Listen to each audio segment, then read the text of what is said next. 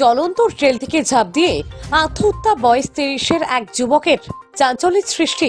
কেনই বা এমন আত্মহত্যার পথ বেছে নিয়েছে এই যুবক? রেলের অন্যান্য যাত্রীরা কি তা দেখতে পায়নি? উঠেছে বহু প্রশ্ন। শিলচর রামনগর এলাকায় আনুমানিক বছর 30-এর এক যুবক রেলে কাটা পড়ে মৃত্যু হয়।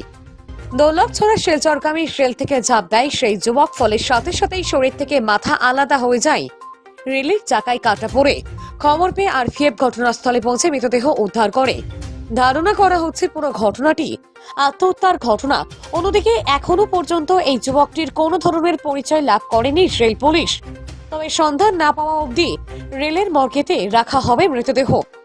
নিউজ ডেস্ক রিপোর্ট, যুব বিচিত্রা ডিজিটাল।